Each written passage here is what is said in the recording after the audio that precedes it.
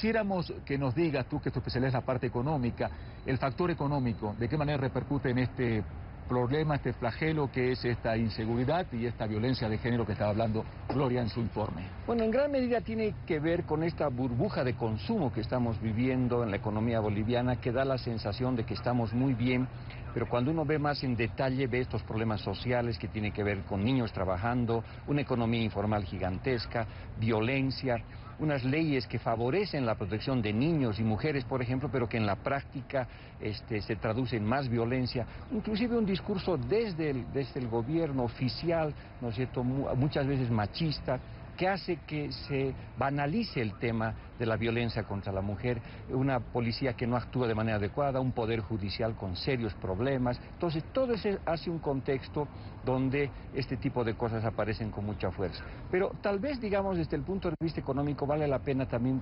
comentarles a nuestros amigos de CNN que Bolivia hay que verla desde dos perspectivas. La fotografía macroeconómica, que es bonita como esta vista que tenemos en este instante. Entonces, la foto macroeconómica va muy bien, la inflación está relativamente bajo control, crecimiento importante, alrededor del 5%, el desempleo bajo, 3%, reservas internacionales, superávit fiscal. Entonces, cualquiera podría decir, uy, qué buena la foto macroeconómica. Pero esa es una primera aproximación. La segunda aproximación que uno tiene que hacer es, muéstrenme la tomografía de la economía boliviana. ¿Qué está pasando dentro del cuerpo económico, detrás de esta foto bonita? ¿Qué está pasando? Y lo que está pasando son viejos y nuevos problemas, no ha cambiado de manera significativa. La tomografía muestra serios problemas de productividad, una economía informal gigantesca, 80% de la población trabaja en el sector informal, por eso la tasa de desempleo 3%, pero para el 20% de la población. En cambio, para el 80% de la población, una calidad de empleo muy baja. Tú ves subsidios, tú ves una economía que se ha reprimarizado, es decir, eso significa que la economía ha vuelto a depender seriamente de 3 o 4 productos de exportación, minerales, gas y soya, una economía con bajísima diversificación productiva. Entonces, este descompás entre la fotografía macroeconómica y la tomografía del cuerpo, la parte estructural, es la que tenemos que entender, y a veces nos quedamos solamente en la fotografía macroeconómica, porque lo que ocurre en América Latina y en Bolivia también en los últimos años es que nos hemos vuelto narcisistas macroeconómicos, solo vemos el espejo de la macroeconomía. Te voy a dar un ejemplo de esta fotografía macroeconómica. Cuando yo llegué aquí, cuando estaba partiendo de Atlanta, la portada de La Razón, creo que es uno de los diarios más importantes de aquí de Bolivia, ¿no es así? En La Razón, las dos noticias principales uno era La Paz, ciudad maravillosa, por este tema que había quedado finalista entre 14 para las 7 ciudades maravillas del mundo. Y la otra noticia también estaba en titulares muy grandes, dice Fondo Monetario Internacional, Bolivia es el país que más va a crecer en la región en el próximo año. Así es. Pero tú dices que esta gran torta, aparentemente que se ve y que se vende y que lo venden los diarios, un gran número de la población no disfruta de esos beneficios. Así es, yo creo que tiene serios problemas. ¿Por qué ¿a qué se debe eso? En primer lugar, digamos que la ciudad sea maravillosa tiene que ver más con Dios, ¿no es cierto?, y con la naturaleza y que con la gestión gubernamental. En el segundo tema... Pero hay que reconocer también que el teleférico, hay distintas carreteras, hay distintas medidas que se tomaron que hacen que la ciudad se pueda... vender un poquito eso está más. muy bien, eso está muy bien, tiene que ver con una visión de desarrollo, que progreso son grandes obras, pero para mí progreso es diversificación productiva, es empleo formal, es mayor productividad en la economía, es diversificación, entonces tiene que ver mucho más con eso. Y obviamente el Fondo Monetario Internacional, pues lo que ves, la foto macroeconómica, lo hace hace muchos años, siempre tiene esa lectura, pero nunca ve la estructura, que es lo que está pasando.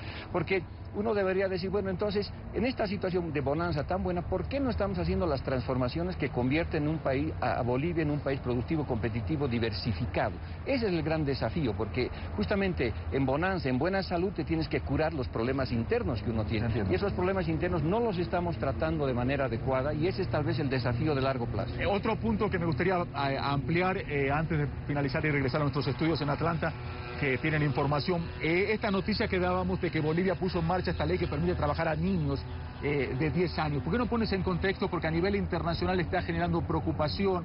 pero la coyuntura tal vez boliviana es distinta. ¿Por qué no nos explica cómo es eso? Bueno, yo creo que la preocupación es legítima. Los niños de 10 años no pueden trabajar ni en Bolivia ni en ninguna parte del mundo, ¿no es cierto? Pero lamentablemente es esto una realidad. Hay niños en la calle que están de voceadores en el transporte público, que están lustrando zapatos, que están haciendo... Entonces es una realidad que el gobierno la acepta, pero realmente es condenable. No es posible que nuestros niños estén trabajando y que tengamos una ley para eso, ¿no es cierto? Pero eso está reflejando cómo está la situación, este descompás entre la hermosa fotografía macroeconómica con obras públicas así muy vistosas, pero una realidad estructural, social muy fuerte. Ahí está, el teleférico muy bonito, pero niños trabajando, ¿no es cierto?, en la parte de abajo del teleférico vendiendo dulces, y eso muestra lo que no estamos pudiendo resolver nuestros problemas, especialmente de educación, de cobertura, y de dar empleo para los padres y dar condiciones, digamos, para los niños, para que ellos no tengan que trabajar, porque los niños no tienen que estar en las calles, tienen que estar en las escuelas, ¿no?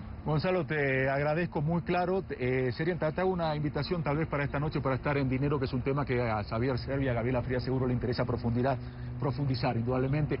Te dejo algo, Gonzalo, que me llama la atención, se lo cuento a ustedes para que tal vez los niños voceadores que están en los autobuses pequeños, entonces para saber a qué lugar va, se asoman y dice el lugar que va, ¿no? Es así, gritando, entonces la gente sabe y se sube a ese pequeño camioncito, minibús, claro, minibús. Así es. Esos son los voceadores. Gracias, Gonzalo Chávez Álvarez, analista de Relaciones Económicas Internacionales, muy amable, muchísimas gracias por la invitación. Una visión interesante. Vamos con Atlanta.